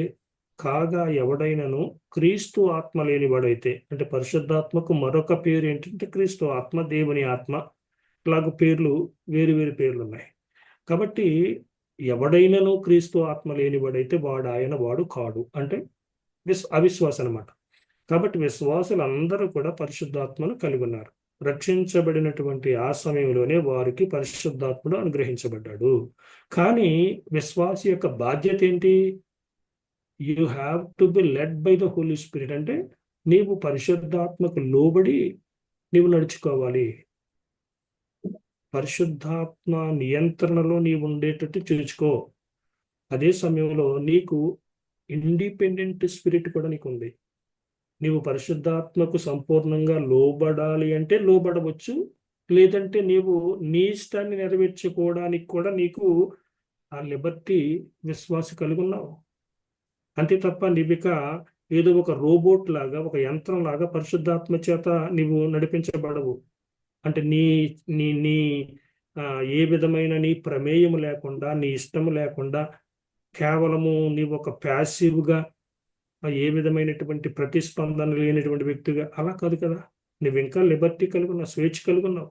పరిశుద్ధాత్మకు లోబడవా నీ ఇష్టం. కానీ పరిశుద్ధాత్మ నిన్ను నడిపించడానికి ఇవ్వబడ్డాడు, నీకు బోధించడానికి ఇవ్వబడ్డాడు. ఆయన బోధని వినాలి, ఆయనకు లోబడాలి. లోబడనంటే సరే నీ ఇష్టం, నష్టపోతావు. అది వాక్యం చెప్తుంది అనమాట. కాబట్టి you have the liberty whether to obey the Holy Spirit or to disobey. నీవు పరిశుద్ధాత్మకు లోబడాలా, లోబడొద్దా? That is your decision. అది నీ నిర్ణయం అనమాట. విశ్వాసివే, కానీ నీకు స్వేచ్ఛ ఉందన్నమాట. అందుకనే పరిశుద్ధాత్మను దుఃఖపరిచే అవకాశం ఉంది. ఎందుకంటే ఎప్పుడైతే నీవు నీ చిత్తాన్ని నీ ఇష్ట ప్రకారంగా పరిశుద్ధాత్మకు వ్యతిరేకంగా నీవు నిర్ణయం తీసుకుంటావో, నడుచుకుంటావో, అప్పుడు పరిశుద్ధాత్ముడు దుఃఖపడేవాడుగా ఉంటాడు. కానీ ఇక్కడ మోంటనస్ విషయంలో ఏం చెప్పబడుతుందంటే, మోంటనస్కి ఏమీ లేదు అసలు. అతను ప్యాసివ్గా ఉన్నాడు. పరిశుద్ధాత్ముడే అతన్ని సంపూర్ణంగా ఇక ఒక రోబోట్లా వాడుకున్నాడు అన్నట్టుగా ఇక చెప్పబడుతుంది అనమాట. మరి అది వాక్యానుసారమైనటువంటి విధంగా కాదనమాట. పరిశుద్ధాత్ముడు ఆ విధంగా నీకున్న స్వేచ్ఛను హరించేవాడుగా ఉండడు. నీకు బోధించేవాడు, నడిపించేవాడుగా ఉన్నాడు. దానికి మనము లోబడాలి. ఆ విధంగా ఆయనకు మనలను అప్పగించుకోవాలని వాక్యం చెప్తుంది. తర్వాత ఇక్కడ మనం ఆయన గురించి చెప్పబడినటువంటి మాట, అండ్ దస్ అంటే ఇప్పుడు మోంటనస్ అతడు passive instrument through whom the Holy Spirit spoke. అంటే అతని ద్వారాగా పరిశుద్ధాత్మ మాట్లాడాడు. అతని యొక్క ఏ విధమైనటువంటి అతని పాత్ర దాంట్లో లేదు, అంత పరిశుద్ధాత్ముడే. And thus the promise of Jesus to give the Holy Spirit was completely fulfilled and a new dispensation of the Holy Spirit began. మోంటానస్ అనమాట. మోంటానస్తో యేసు ప్రభు ఇచ్చినటువంటి వాగ్దానం పరిపూర్ణంగా అది నెరవేర్చబడింది. కాబట్టి ఇప్పుడు నూతనమైనటువంటి డిస్పెన్సేషన్ ప్రారంభమైంది. క్రొత్త క్రొత్త ఒక యుగం అనమాట. పరిశుద్ధాత్మకు సంబంధించి మోంటానస్తో ప్రారంభమైంది. New dispensation with Montanus. అది ఇక్కడ ఇది ఎక్స్ట్రీమ్గా మాట్లాడడం అనమాట. అందుకే ఇది హెరిటికల్ టీచింగ్గా ఇది పరిగణించబడుతుంది. తర్వాత పరిశుద్ధాత్మ వరాల గురించి ప్రత్యేకంగా ఇక్కడ మనం గమనిస్తే, పరిశుద్ధాత్మ వాగ్దానము అంటే అది నెరవేర్చబడలేదు, ఇతనిలో నెరవేర్చబడింది అనేది మనం చెప్పుకున్నాం ఇంతవరకు. మూడవదిగా మనం చూస్తే ప్రవచనము మరియు భాషలంట. The gifts of the Holy Spirit, particularly prophecy and tongues, were emphasized even to the extreme. పరిశుద్ధాత్మ అనుగ్రహించేటువంటి వరాలు, ప్రత్యేకంగా ప్రవచనము మరియు భాషలు, అవి చాలా ఎక్కువగా అవి మరి ప్రాధాన్యత ఇవ్వబడ్డాయి అన్నమాట. వాటికే ఎక్కువ ప్రాచుర్యం పొందినాయి. అంటే మోంటానిజంలో ఎక్కువ ప్రాధాన్యత వాటికి ఇవ్వడము, ప్రవచనము మరియు భాషలు, ఈవెన్ టు ద ఎక్స్ట్రీమ్. అంటే ఇప్పుడు పరిశుద్ధాత్మ వరాలు ఉన్నవి సంఘ క్షేమము కొరకు, సంఘ అభివృద్ధి కొరకు, విశ్వాసులు మరి వారు దేవుని కొరకు పనిచేయడానికి, ఫలించడానికి మరి దేవుడు ఆత్మ వరాలను ఇచ్చినటువంటి వాడిగా మనం చూస్తున్నాం. అయితే ఇక్కడ మనం గమనించవలసినటువంటి విషయము, ఒక వరము కంటే మరొక వరము గొప్పదిగా మనము నిజానికి భావించడానికి వీల్లేదు. అది ఒక మరి తప్పుడు లేకుంటే వాక్యానికి భిన్నమైనటువంటి అభిప్రాయం అన్నమాట. ఎందుకంటే ఒక్కొక్కరికి పరిశుద్ధాత్ముడు తన ఇష్టము చొప్పున విశ్వాసులకు వరాలను ఇచ్చేవాడిగా ఉంటాడు అని మనం 1 కొరింథీ పత్రికలో మనం చదువుతాం. 13 అధ్యాయము 14 అధ్యాయాల్లో ఈ పరిశుద్ధాత్మ వరాలను గుర్చినటువంటి విషయాలు భక్తులైనటువంటి పౌలు పరిశుద్ధాత్మ ప్రేరణతో వ్రాస్తూ తన ఇష్టం చొప్పున ఒక్కొక్కరికి పరిశుద్ధాత్ముడు వరాలు ఇస్తాడు. ఒక్కొక్కరికి అంటే కొంతమందికి భాషలు మాట్లాడే వరము, భాషల అర్థాన్ని చెప్పేటువంటి వరము, స్వస్థపరిచే వరము, ఆతిథ్యం ఇచ్చే వరము, ఉపదేశించే వరము, ఈ విధంగా ఉన్నాయి కదా. ఆ, అయితే సర్వసాధారణంగా క్రైస్తవుల మధ్య ఉండేటువంటి ఒక అభిప్రాయము, ఒక విధంగా అది అపోహ అన్నమాట. కొంతమందికి కలిగినటువంటి వరాల విషయంలో ఎలా భావిస్తారంటే అది ఎక్కువ అన్నట్టుగా, అది చాలా ప్రాముఖ్యము అన్నట్లుగా. ఇప్పుడు ప్రవచనము, వరము అంటే మనం ప్రవచనం చెప్తామా ఇప్పుడు నిజానికి అంటే నిజానికి కాదు. ఆల్రెడీ ఏదైతే ప్రవచించబడిందో అంటే లేఖనాలు, వాటిని మనము బోధించే వారంగా ఉంటాం. అంతే తప్ప నూతనంగా జరగబోయేటువంటి విషయాన్ని ఇప్పుడు మనం బోధించే వారంగా ఉండం. ఎందుకంటే ఆల్రెడీ దేవుడు జరగబోతున్న విషయాలన్నీ కూడా గ్రంథస్థం చేయించాడు. వాటిని మనం చెప్తాం, బోధిస్తాం. కాబట్టి ఈ బోధించే వరాన్ని అది ప్రాముఖ్యమే. కానీ దాన్ని తీసుకొని మిగిలిన వాటిని అవి ప్రాముఖ్యము కాదనుకుంటే మాత్రం తప్పనమాట. అంత ఇంపార్టెంట్ కాదనుకుంటే అది సరైనటువంటి వాక్యానుసారమైనటువంటి ఆ విషయం కాదు. అంటే పరిశుద్ధాత్ముడు ఒక్కొక్కరికి ఒక్కొక్క ఆ, వరాన్ని ఇచ్చేవాడుగా, అంటే కనీసం ఒక వరం ఒక విశ్వాసికి, ఆయనకు తెలిసి ఎవరికి ఏ వరం ఇవ్వాలో. కాబట్టి ఆ, వరాల మధ్య వ్యత్యాసము చూపడము, కొన్ని వరాలేమో చాలా గొప్పవి, చాలా ప్రాముఖ్యమైనవి, మిగిలినటువంటివి అంత ప్రాముఖ్యం కాదు అని మనము లేక విశ్వాసులు ఎవరన్నా కూడా అనుకుంటే అది ఎంత మాత్రము వాక్యానుసారం కాదు. పరిశుద్ధాత్ముడు ఇచ్చాడు ఒక్కొక్కరికి ఆయన ఇష్టం చెప్పిన. అన్ని వరాలు కూడా చాలా ప్రాముఖ్యమే. అన్ని వరాలు కూడా సంఘాల్లో వాడబడినప్పుడే సంఘము అన్ని విషయాల్లో కూడా అది అభివృద్ధి పొందేదిగా, సంఘము సంక్షేమముగా అది ముందుకు వెళ్ళడానికి అవకాశం ఉంటుంది. కాబట్టి అది కూడా మరి ఇక్కడ గమనించాలి. కానీ వీళ్ళు మోంటనిజంలో ప్రవచనానికి, భాషలకు అత్యధికమైనటువంటి ప్రయారిటీ వాళ్ళు ఇచ్చారు. They emphasised more on prophecy and thanks. తరువాత a fresh enthusiasm and spontaneous declaration of the message of God characterized the Montanus movement. అంటే వాళ్ళు ఈ మోంటానస్ ఈ యొక్క ఉద్యమం అంటే మోంటానిజం అంతగా ముందుకు వెళ్ళడానికి ఏంటంటే వారు ఆ విధంగా నూతనమైనటువంటి పరిశుద్ధాత్మ యొక్క నడిపింపు, పరిశుద్ధాత్మ యొక్క ప్రేరణ, పరిశుద్ధాత్మ యొక్క కార్యాలు, పరిశుద్ధాత్మ యొక్క వరాలు అంతకు ముందు కాకుండా ఇప్పుడు చాలా ఫ్రెష్ గా, తాజాగా మరి మోంటానస్ కు అవి మరి ఇవ్వబడ్డవి అని చెప్పడం ద్వారాగా ఈ ఉద్యమము మరి ప్రజలలోకి ఎక్కువగా వెళ్ళింది అనే విషయాన్ని ఇక్కడ మనము చూడగలిగినటువంటి వారంగా మనం చూస్తాం. ఓకే, తర్వాత మనం గమనిస్తే ఇక్కడ ఈ ఈ మోంటా ఈ మోంటానిజం అది ఎస్థెటిక్ లైఫ్ ను అది ప్రోత్సహించేదిగా మనం చూడగలిగినటువంటి వారంగా మనం ఉంటాం. ఇక్కడ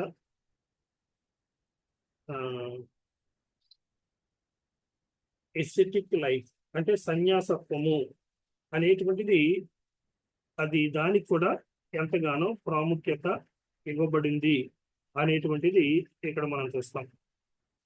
మోంటానిస్ అంటే మోంటానస్ ను వెంబడించినటువంటి అనుచరులు, వారు ఎస్థెటిక్ ప్రాక్టీసెస్ ఎంఫసైజ్డ్, వారి యొక్క సన్యాసత్వాన్ని వారు ఎంతగానో దానికి ప్రాధాన్యత ఇచ్చారు. దానిలో భాగంగా ఫాస్టింగ్, ఉపవాసం ఉండడం. అంటే ఆ ఉపవాసం అనేది అంటే ఆ దినాలలో క్రైస్తవ సంఘంలో అది కేవలము నామినల్ గా ఉంది, నామకార్థమైనటువంటి ఉపవాసముగా ఉంది. కాబట్టి మనము చాలా అంటే అర్థవంతంగా ఉపవాసం చెయ్యాలి అని వారు దానికి ప్రాధాన్యతనిచ్చినటువంటి వారు. అంటే ఎస్థెటిక్ సన్యాసత్వంలో భాగంగా ఉపవాసం అనే దానికి ప్రాధాన్యతనివ్వడము. తరువాత they advocated celibacy as the higher form of Christian self-denial. అంటే నిన్ను నీవు ఉపేక్షించుకోవడానికి సన్యాసత్వం అనేటువంటిది అది చాలా ఉపయోగకరమైనటువంటిది. కాబట్టి నిన్ను నీవు ఉపేక్షించుకోవాలంటే, అంటే లోకాన్ని త్యజించాలి, శరీర సంబంధమైనటువంటి సమస్తాన్ని కూడా నీవు విడిచిపెట్టాలంటే నీవు సన్యాసత్వాన్ని స్వీకరించాలి. అదే బెస్ట్ వే అని వారు దాన్ని ప్రమోట్ చేసినటువంటి వారుగా కనబడుతున్నారు. మరి ఇది కూడా ఎంతవరకు సమంజసం?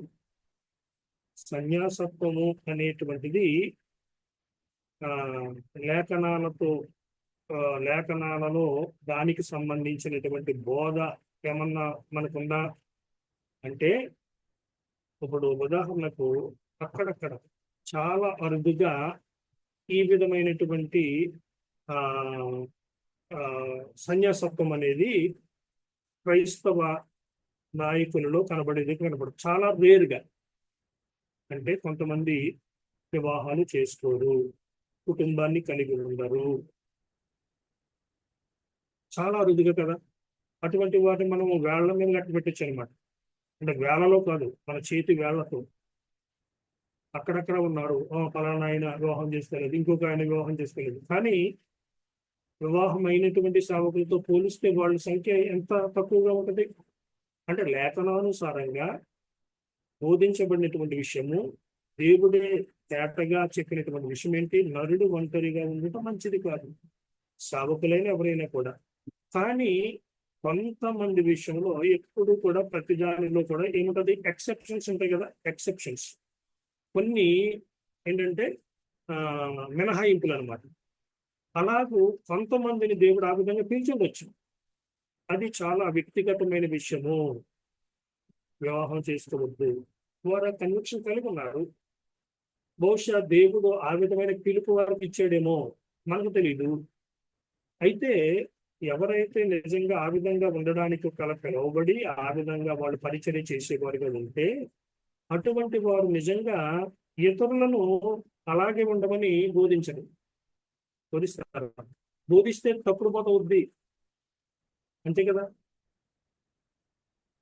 అలాగూ మేము వివాహం చేసుకోలేదు కాబట్టి మీరు వివాహం చేసుకోవద్దు అన్నారంటే అది దేవుని చిత్తానికి వ్యతిరేకంగా మాట్లాడుతున్నట్టే కదా. దేవుడేమో నరుడు ఒంటరిగా ఉండటం మంచిది కాదు అని ఆదిలోనే అతనికి సాటైన సహాయాన్ని చేశాడు. ప్రభు అయినటువంటి యేసుక్రీస్తు కూడా వివాహానికి హాజరై ఆ వివాహ వ్యవస్థను ఆయన బలపరిచాడు, ధృవీకరించాడు. మరి కుటుంబం అనేది దేవుని చేత ఏర్పాటు చేయబడింది. ఇవన్నీ మనకు వాక్యంలో ఉన్నాయి. ప్రపంచవ్యాప్తంగా కుటుంబమే కదా. అసలు వివాహ వ్యవస్థ లేకపోతే జనాభా ఏ విధంగా వృద్ధి చెందుతారు? ఒక కుటుంబం ద్వారాగా నిజానికి దేవుని యొక్క పరిచర్య కూడా ఎంతో విస్తారంగా జరగడానికి కూడా ఎంత అవకాశం ఉంది. కుటుంబం ఒక మాదిరిగా ఉంటుంది సమాజానికి. సరే, ఇవన్నీ ఉన్నాయి. కానీ వీళ్ళు సన్యాసత్వానికి అత్యధికమైనటువంటి ప్రయారిటీ కూడా ఉంది. నిన్ను నీవు ఉపేక్షించుకోవాలంటే ఇది సరైనటువంటి మార్గము అని వీళ్ళు బోధించారు. కానీ యేసుప్రభు ఆ విధంగా బోధించలేదు. ఇప్పుడు ఎవడైనను నన్ను వెంబడించి బోధినేడులో తను తాను ఉపేక్షించుకొని నన్ను వెంబడించమన్నాడు, సిలువనెత్తుకుని నన్ను వెంబడించమన్నాడు తప్ప నీ కుటుంబాన్ని విడిచిపెట్టేమన్నాడా? కాదు. వివాహం చేసుకోవద్దన్నాడా? కానే కాదు. గొప్ప విషయం ఏంటంటే, నిజానికి మనం గమనిస్తే కుటుంబము లేకుండా ఉండేటువంటి వారు అది ఒక విషయం. అరుదుగా ఉంటారు అటువంటి వాళ్ళు. అంటే సేవకుల్లో కుటుంబం లేకుండా, వివాహం లేకుండా ఒంటరిగా సేవ చేసేవాళ్ళు. కానీ కుటుంబం ఉండి కూడా అటువంటి వారు తమను తాము ఉపేక్షించుకొని, అంటే వారు సేవకు ఇవ్వాల్సినటువంటి ఆ ప్రాధాన్యత ఇస్తూనే అక్కడ ఏ విధమైన లోటు లేకుండా చూచుకొనగలగడం అది మరింత మంచి విషయం కదా. ఒక ప్రక్క కుటుంబాన్ని కలిగి ఉంటే కూడా అది ఆ కుటుంబము సేవకు ఏమాత్రం కూడా ఆటంకముగా ఉండకుండా చూచుకోవడము, ఆ సేవలో ఏ విధమైనటువంటి లోపము కలగకుండా వారు అలాగ పరిచర్య చేయగలగడం అది ఇంకా మంచి విషయంగా మనం గమనించవలసిన వారు. కానీ మోంటానిజం చెప్పింది ఏంటంటే ఒక వ్యక్తి నిజంగా తను ఉపేక్షించుకోవాలి అంటే సన్యాసత్వం అది కేవలం మార్గము అని ఆ విధంగా దానికి అంత ప్రయారిటీ ఇచ్చినటువంటి వారిగా కూడా మనం చూస్తాం. అంటే వారి భాషలో లేక వారి యొక్క తాత్పర్యంలో ఏంటంటే సన్యాసత్వము ఇది సాధారణంగా ఏమి బోధిస్తుంది? సన్యాసులు అంటే ఎవరు? వారు సమాజానికి దూరంగా ఉండేవాళ్ళు. లోక పరిస్థితులకు లోకములో ఉన్నటువంటి వాటన్నిటికీ కూడా లోకస్తులైన ప్రజలైనటువంటి వారందరికీ కూడా దూరంగా వెళ్ళిపోయి ఏకాంతంగా ఒంటరిగాను లేక అటువంటి సన్యాసులతో కలిసి వాళ్ళు దీక్షలో లేకుంటే వ్రతాలు లేకుంటే వాళ్ళు భజనలో లేకుంటే దేవుని మీద తమ దృష్టిని లగ్నము చేయడము. అలాగూ అధికత అర్థం సన్యాసత్వం అంటే సాధారణంగా కుటుంబం లేకుండా సమాజానికి దూరంగా వెళ్ళిపోయి ఎక్కడో ఏకాంతంగా జీవితాన్ని గడపడం కదా. కానీ మరి బైబిల్ ప్రకారం అది నిజమా? అది సత్యమా? అలాగూ ఆజ్ఞాపించబడ్డారా క్రైస్తవులు? కానీ కాదు. మీరు లోకములోనికి వెళ్ళండి నేర్చుకుని చెప్పాడు. అంతేకాదు లోకములో నుండి వెళ్ళిపోమ్మట్లేదు. లోకాన్ని సమాజాన్ని విడిచిపెట్టి మీరు దూరంగా ఉండమని కాదు వాక్యం చెప్పేది. మీరు లోకములోకి వెళ్ళి ఆయన సాక్షులుగా ఉండాలి, ఆయన ప్రతినిధులుగా ఉండాలి. లోకాన్ని ఆయన కొరకు మీరు సంపాదించాలి, శిష్యులుగా తయారు చేయాలి, మీరు సువార్తను బోధించాలి. కాబట్టి సన్యాసత్వం అనేటువంటిది అది ఎవరో కొంతమంది కుటుంబాలు లేకుండా అయినా కూడా వారు సమాజంలో ఉంటారు. మనము లోకములో ఉన్న సన్యాసత్వం అది వేరు, క్రైస్తత్వంలో ఉన్నటువంటిది వేరన్నమాట. సరే, కాబట్టి సన్యాసత్వానికి వారు ఎక్కువ ప్రాధాన్యత ఇచ్చేటువంటి వారుగా మనము చూచేటువంటి విషయంగా ఉంటుంది. తర్వాత యుగాంతము అనేటువంటి అంటే వారు ఇక యేసు ప్రభు త్వరగా వచ్చేస్తున్నాడు అంటే వారు జీవించినటువంటి కాలంలోనే క్రీస్తు మరలా వచ్చేస్తున్నాడు అని వారు కనిపెట్టినటువంటి వారిగా కనబడుతున్నారు. కాబట్టి వారు వారికి ఉన్నటువంటి వాటిని కూడా అమ్మేసి ఇక యేసు ప్రభు వచ్చేస్తున్నాడు, ఈ లోకంలో మనకు ఇదేమీ అవసరం లేదు అన్నట్లుగా వారు క్రీస్తు రాకడ కొరకు వారు ఎదురు చూస్తూ ఉన్నటువంటి వారుగా కూడా మనం గమనిస్తాం. అంటే యుగాంతం ఇంకా త్వరలోనే ఉంది, లోకం అంతమైపోతుంది, యేసు మరల వచ్చేస్తున్నాడు. మరి అది కూడా లేఖనాల్లో ఆయన ఎప్పుడు వస్తాడో ఎవరికి తెలియదు, అది కూడా వాక్యం చెప్పింది. కాబట్టి మీరు ఎల్లప్పుడూ సిద్ధంగా ఉండండి, ఆయన దొంగ వలె వస్తాడు అంటే ఎవరికి తెలవకుండా. కానీ దానికి సంబంధించినటువంటి సూచనలు మాత్రము చెప్పబడ్డాయి. ఆ దినాల్లో ఆయన వచ్చేటువంటి కాలములో ప్రపంచ పరిస్థితులు ఏ విధంగా ఉంటాయి, ఏ విధంగా ఈ లోకము ఉంటుంది అనే విషయాలు మాత్రం చెప్పబడ్డాయి తప్ప ఆయన నిజంగా ఎప్పుడు వస్తున్నాడో అది మాత్రము ఎవరికి కూడా తెలియపరచబడలేదు. అది సాక్షాత్ యేసు ప్రభువే చెప్పాడు. పరలోకమందుల దూతలకైనను కుమారునికైనను కనవదు, తండ్రి తన అధీనములో ఆ సమయాన్ని ఉంచుకున్నాడు అని. ఓకే, కాబట్టి ఈ విధంగా ఈ మోంటానస్ అలాగే మోంటానిజం లేఖనాలకు విరుద్ధమైనటువంటి బోధలు బోధించి అంటే ఎక్స్ట్రీమ్గా చాలా తీవ్రమైనటువంటి విధంగా వాక్యములో ఉన్నటువంటి వాటిని వక్రీకరించి వాళ్ళు విశ్వాసులకు బోధించడం వలన అది ప్రజలను విశ్వాసులను గందరగోళంలోనికి నెట్టినట్లుగా మనం చూస్తాం. కాబట్టి ఇది ఖండించబడింది. క్రీస్తు శకము 162వ సంవత్సరములో ఒక సినడ్ అంటే ఒక మండలి ఏర్పడి, అది ఎక్కడ చిన్నాసియాలో, which condemned Montanism in AD 162. A synod was held in Asia Minor which condemned Montanism. ఈ మోంటానిజాన్ని 162వ సంవత్సరంలో చిన్న ఆసియాలో ఏర్పడినటువంటి ఈ క్రైస్తవ మండలి సినడ్ ఏదైతే ఉందో అది దీన్ని ఖండించినట్లుగా మనం చూస్తున్నాం. అయినప్పటికీ కూడా ఈ ఉద్యమము ముందుకే వెళ్ళిపోయిందంట.